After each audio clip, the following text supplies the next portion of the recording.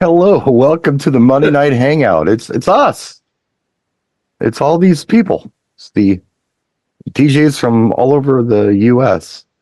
And we don't really have a topic tonight, so we're gonna come up with something kind of on the spot. I had an idea, unless you guys want to veto it, in which you totally can, because this is a democracy here.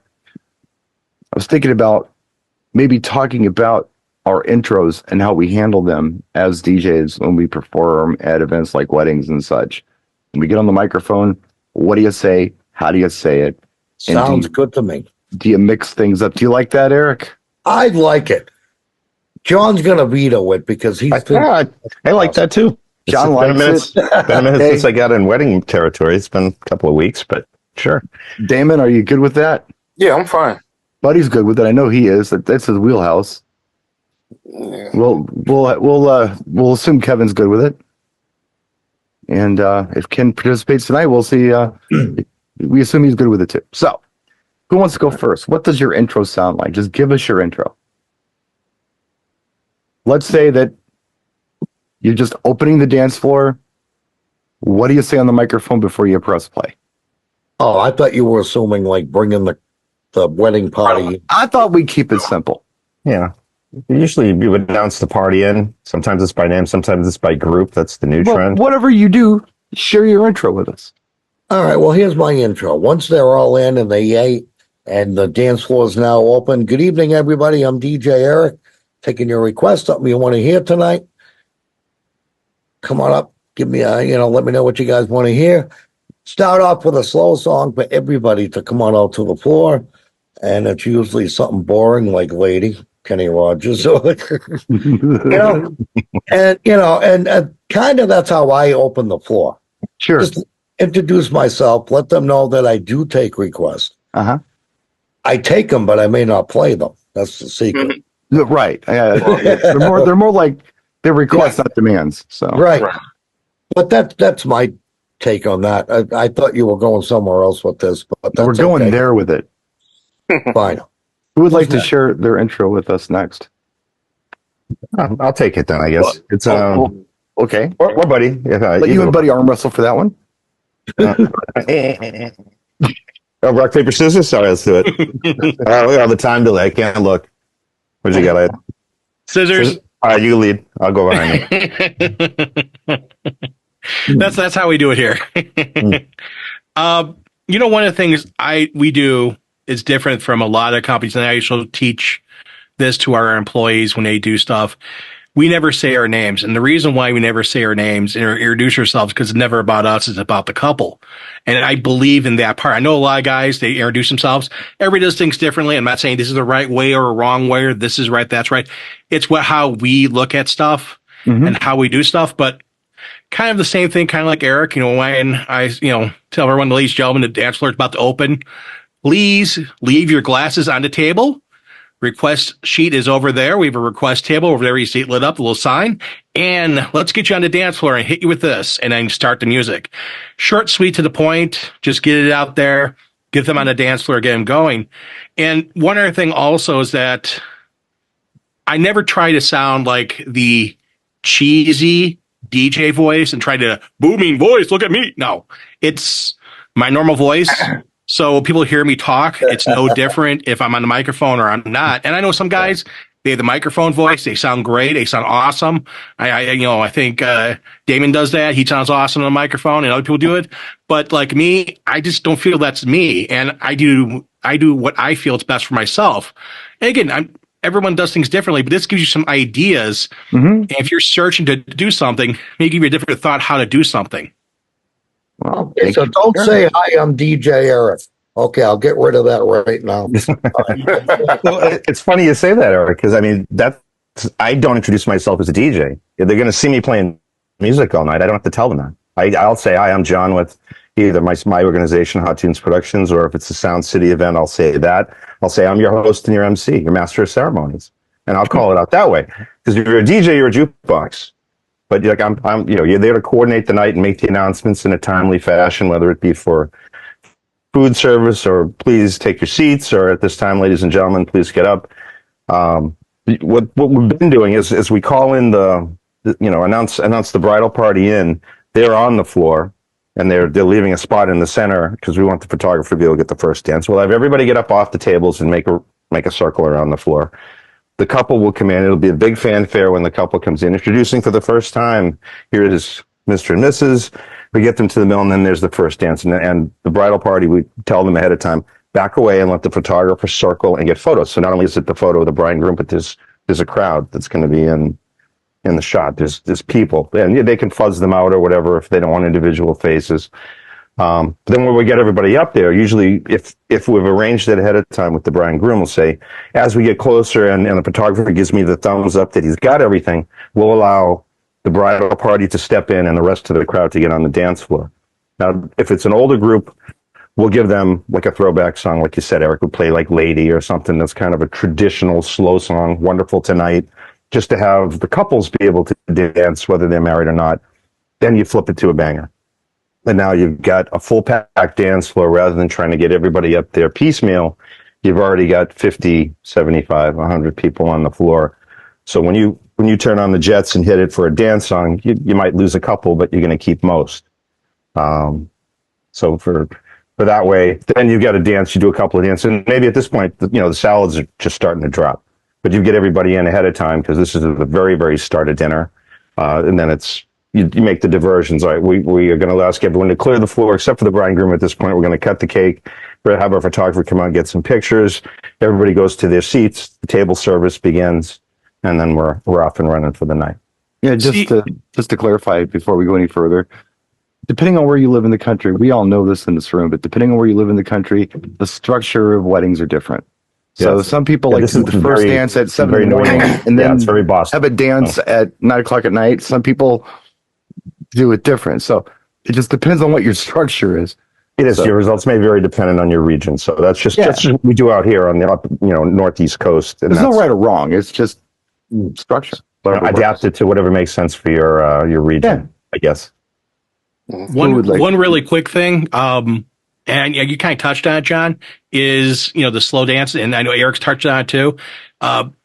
Usually, a lot of times, because we do first dance after dinner and last of the special dances, and we go into anniversary dances. So we go from the couple that just got married into the anniversary dances to get people up there to start the dance floor going.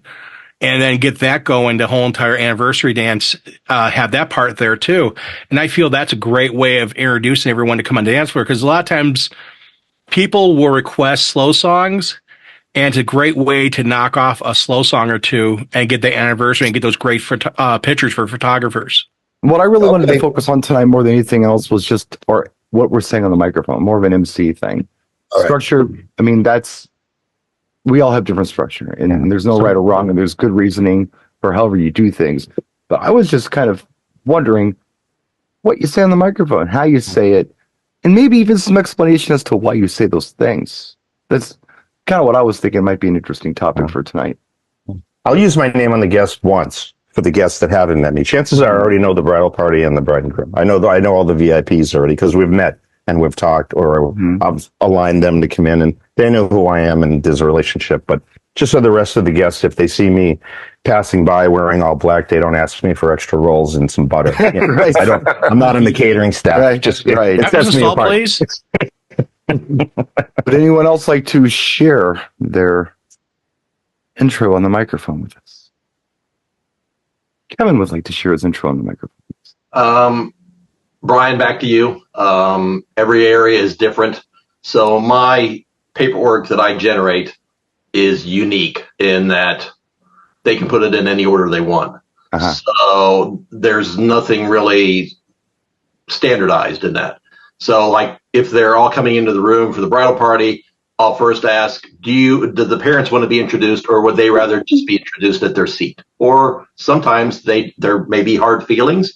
They don't want to be introduced. So, but if they're at their seat, I'll say, let's first introduce these people that without these, we wouldn't have a newlywed couple. Let's introduce the parents.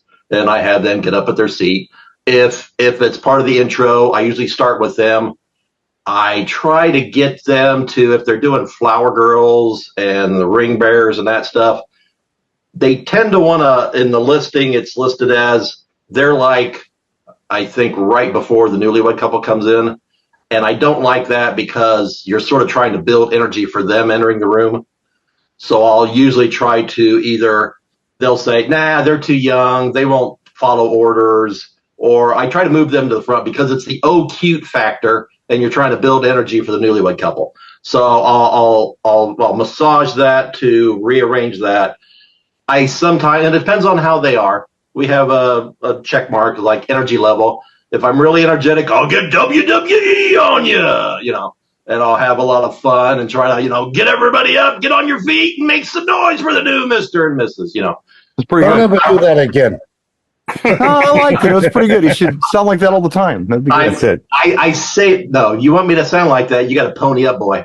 Yeah. The Hulk Hogan voice should have a little vein in your forehead throbbing. So that's for that. And a lot of times that intro, everybody's already up. So a lot of times I'll suggest, I won't, tell them they have to do it. It's like, you're already up. Would you like to do your first dance?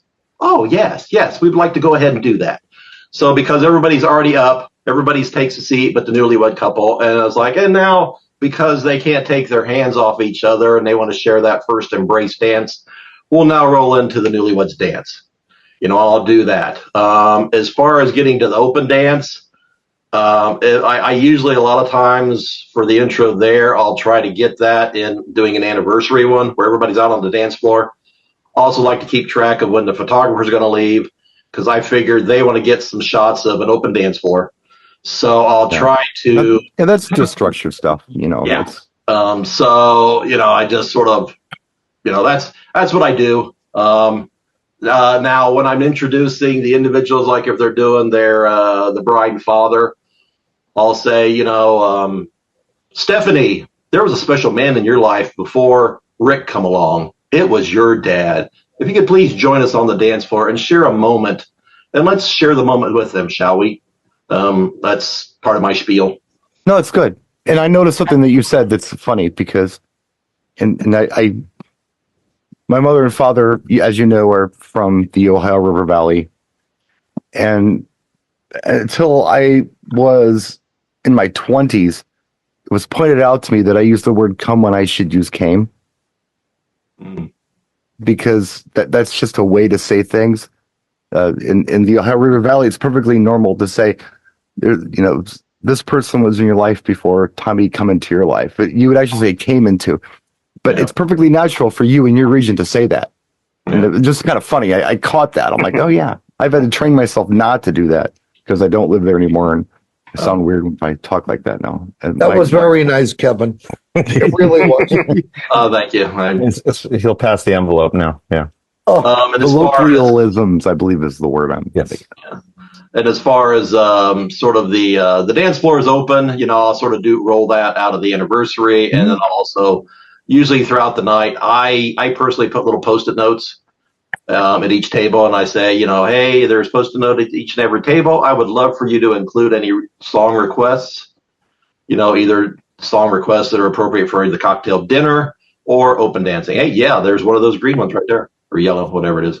I make mention of that. I say you're all deputized assistant DJs, sort of. I like to be, fun-loving, clever, I don't know, homespun, whatever. Yeah. That's me. Something else that's very interesting about what you shared with us just now. I'm listening to when you're actually telling us what you say on the microphone, and I'm listening to your conversational speech, and they're very different. Because when you are on the microphone, you're very clear and concise and to the point. And when in conversation, there's ands, ums, and you knows. But you don't say that on the microphone. You know not to say that on the microphone. So that's interesting.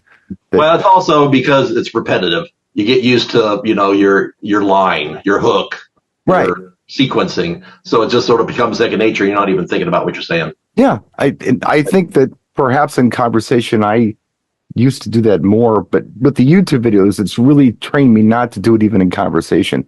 Because I'm so hyper aware of it, because people like to point it out to me in my videos if I screw it up. So now I sound like an AI robot or something. So anyone else like to share? No. I don't think Damon shared yet. I'd love to hear. He did not. No, I did not share. You guys are way more experienced at weddings than I am. So I'm just taking it all in, trying to figure out what I can grab from it, what I change, how I can change mine. Yeah, you're new at this. You know. I'm newer to the You're wedding. more of the club. You're more of the club scene. Is Yes. that's why, right? Yeah. Yes. Yeah, but you do mobile events. I do mobile events. I probably only do maybe 8 to 10 weddings a season. So Well, that's not a crazy not small shabby. amount, Right. That's not shabby. especially if you're doing club stuff. yeah, but I'm in a bar 3 nights a week, so it's like Yeah, or a bar or whatever. yeah, It'd be like a wedding DJ doing a bar 10 times a year. They talk about that. I mean, Right. that means something. So don't. I think it'd be kind of neat how you combine that with a wedding. It'd be interesting in what you do at a wedding. perspective is interesting like Right. that. Yeah. How much time on the mic? How hyped do you get? I mean, because we get clients all the time like, we want energy, and you're on the mic a lot, and someone like, we'd rather you didn't say anything at all. You're like, oh, I got to say some things, but yeah. so it's just the level of energy you want to bring to it. What do you take from the clubs to the gigs? I mean, I bring a fair amount of energy. It all depends on the clients themselves too, because I have done done weddings, and the clients they were dead themselves. And Yeah. most of the people that was around them were like, especially dry weddings. Dry weddings, they're like, it takes a lot to get some of those people going. Yeah. I've done those before. There's like Mormon weddings and things where they really like Depeche Mode and New Order, but they don't drink. So Yeah. luckily they were self-starters. The one I did, they're really nice people. Oh, okay. When you show up to the event, they're all peeking out the curtain to see who. They do what we do. Yeah. My intro is very similar to what Eric does, Yeah. but I was thinking it might be fun to share with you the intro I used to do when I was 17 years old. Oh, I got one to share too. But I haven't done it in a long time, and it's not bad. And it was taught to us through the multi-op that I worked for. I mean, I think there were like 24 systems or something like that. 2 DJs per system. Every, I guess it was like a box where your extra music was and your paperwork was, had a script as to what to say for everything. And the intro was funny. And I used it. And it went something like this. Well, it looks like it's time to start the entertainment portion of this evening. I'd like to start off by saying good evening, everyone. Let's try that again. Good evening, everyone. Good evening. Everyone jumps. And then you go into, Come on, play along. hi, my name is Brian. I'm your DJ this evening. If there's anything I can play for you, if you have any requests, please come up and let me know. I've talked Hi, to many of you. Brian. Blah, blah, blah, blah, blah. But that's how we did it, just to get people's attention. And now, I mean, I'm thinking, I don't want to scare people like that, but it's kind of funny. Yeah. It's kind of funny. I should try it again sometime. I like that. That's a Got great that audience that's icebreaker. just Yeah. involved in conversation. They're not paying attention to me. And just, turn the compression up on the mic and just, really like I'm shy. Well, looks like it's time to start the entertainment portion of this evening. We were was just pretty talking funny. about Damon. Damon does a lot of club work, but he does weddings. Yeah. And how you combine that. See, back in the day, my first got my start in the roller rinks. Then I started doing weddings. So I would use this last song is for the bride and groom. If you're not going to dance this song, please put the shoelaces back inside the skates and return. Yeah, the rhetoric that you have to say. And return them to the skate room. But that never went over well. There was when I was doing the skating rinks, when I started at the skating rink, the DJs that were there said this thing that drove me absolutely insane. It's time for couples only. If you're not skating with a couple, please leave the rink or whatever the hell it's called. The floor. The floor. Yeah. But it's like, no, if you're not skating with a couple, that would be a third person, be like a threesome. Yeah, no, if you're not skating with a partner, please exit the floor. Couples only. Yeah. So I was 13 years old, and these guys were like 17, 18 years old, and I'm editing their freaking mic work at that point and trying to make corrections. Because it drove me nuts as an audience member to hear that every week. Okay, I got a question for you guys. During the session. Yeah. All right, this is going to kind of the structure a little bit. At your weddings, how many fast songs do you play before you go back into another slow set? Depends on the dance floor. That's the number one thing. Okay. Depends on the dance floor. If you start losing the floor, I They would look go. like they're getting tired. Yeah. I would go into a slow, and that's my answer. I didn't Yes. cut anybody off, Yeah. but I No, watched the that's floor. Yeah, that's Because I go about absolutely right. I go about every 5 to 6 songs. Depends on the who you got in crowd. front of you. Yeah, depends on the Honestly, crowd. yeah. there are weddings that I do where I open with the slow song Hmm. after the first dance, and I never revisit it because I don't feel like it's needed. On Okay. the other hand, there are parties that I do where I feel like there's a lot of older folks. They're looking for an opportunity to come out and dance. That's their opportunity. Yeah. I just did a 50th wedding anniversary like a month ago. I was throwing a slow song on every 3 fast songs because everybody was in their mid 70s. Yeah, see, And I they was were jamming, Good reason. Yeah. but Yeah. they would get tired. You know, Right. it's not like they didn't want to dance, they couldn't. So if I put a slow song on, they could pace it out a little bit. Like you say, pacing. Like, how long was the event too? What did you? Was it Yeah. like a 6-hour thing? I mean, then, Yeah. 'cause you Right. can't just clobber Sure. them all night. There are other gigs too that the slow song is gonna pack the floor, and the fast songs not so much. Yeah. Oh, it Yeah. depends on the crowd. No, I'm not saying play slow songs all night by all No, means, no. but you're gonna have a better luck sometimes with a ballad than you would playing, the pop or disco or whatever you're doing. Something else I'll throw out there for slow songs. I like to do classics and things that everyone can kind of deal with. Louis Armstrong, What a Wonderful World, Elvis Can't Help Falling in Love with You, things Yeah. like that. Yeah. Right. But songs like Can't Help Falling in Love with You, they're incredibly short. So Yeah. when you come out of a fast set and you go into a slow set, it's a popular song, and you'll By see the people time get they on the get up floor there. pretty quick. Right. You'll Yeah. also see people who can't move that fast, and by the time they get on the floor, there's They 20 go. seconds left of the song. Yeah, it's over. Got to give them Well, you another. got to throw a second one. I try to be conscious of that, and I'm not going to play a Shania Twain for the next song. I'm going to play Patsy Cline for the next song because that's more like the Elvis song that I was playing. Exactly. So, I'm with you on Give that. them 2 in a row. Yeah, Let's Well, change 2 in a it. row of similar songs. If they're Yeah, the short right, 50s right. style If they came out songs. for that, they'll stick around for this because they kind of make Yeah. sense. Look, you worked so hard to get out here. I saw it. And I know you got a bad back and you're 1,000 years old. So I'm going to Yeah. do you a proper and give you 2 minutes of something that you know and like. That isn't the song you came out for. It's just And I things I'm conscious appreciate of when that. I do the slow I sets. appreciate that, Brian, because I do the same thing.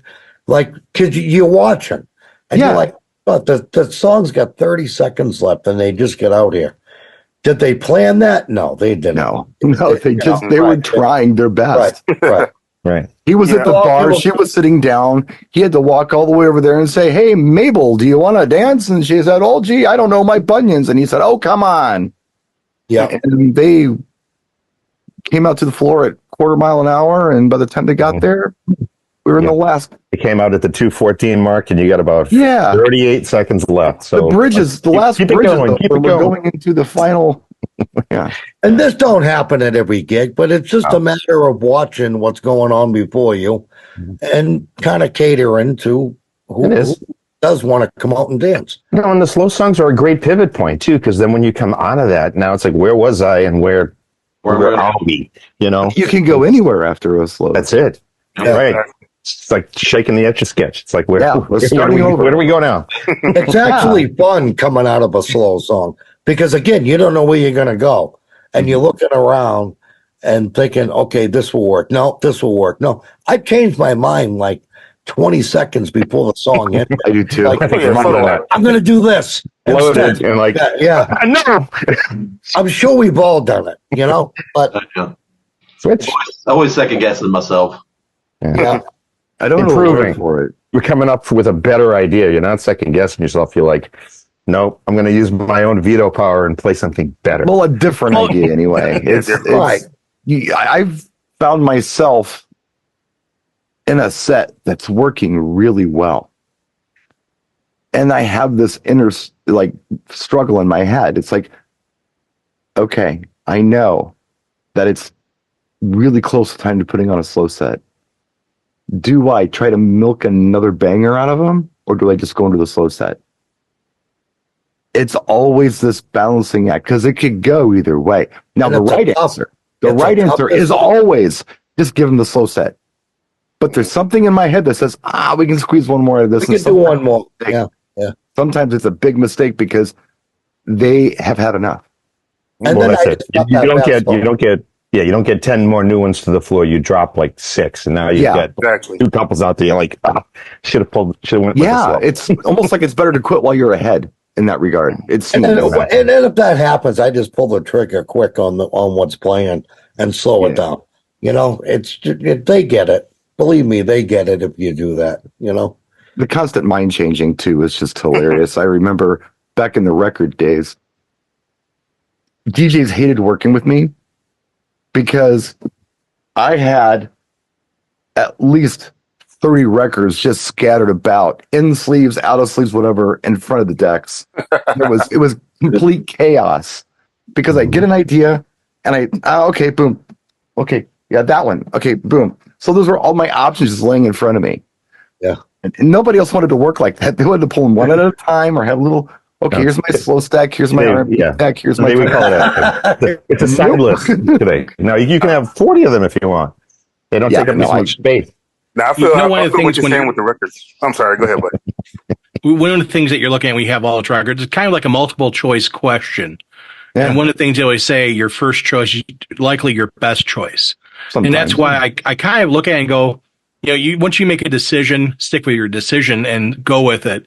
If it doesn't work, you always go to something else. But, making that first decision after the song and deciding what you want to go into, that goes back to, how your crowd's doing. But yeah, having that decision, it can be a game changer, or it can be good, it can be bad, and that's a hard one for all of us DJs. It's interesting, buddy. I found that when I'm doing a wedding, for example, and I have specific instructions from the client as to what they want and what they don't want, and if I follow that to the letter for the first hour ish, they'll come up to me and say, "My God, that was amazing. Thank you." It's odd that they use the word "was," meaning that they got exactly what they wanted. And I made it work for them. And it's almost giving me permission to do whatever I want at that point.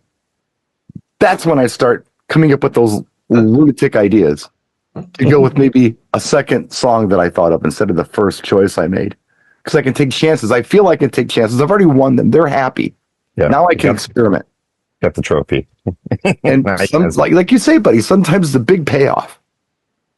And then sometimes, maybe I should have stuck with what I initially decided to do. Sometimes you're the windshield and sometimes you're the bug. There you go. Put that on a t-shirt. That was actually a Mary Chapin Carpenter song. Well, in case you haven't. Put her on the shirt along with it. I will. I'll give her credit, but I like that saying. But anyway. Does anyone have anything they'd like to add before we stick a fork in this? I think it was a pretty good show. I think it was awesome. Actually, I think it was informative, and we all had some good ideas. Watch those counts. We didn't hear from real quick, Brian. We didn't hear from Ken. Well, Ken can say whatever he'd like to say. I don't do weddings that much. I do more school dances.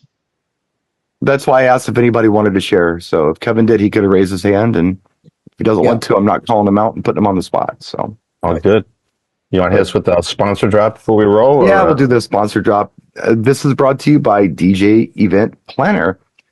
Have a look at them in the description of this video. Now, I used to do this, but they've changed YouTube. Now it's this.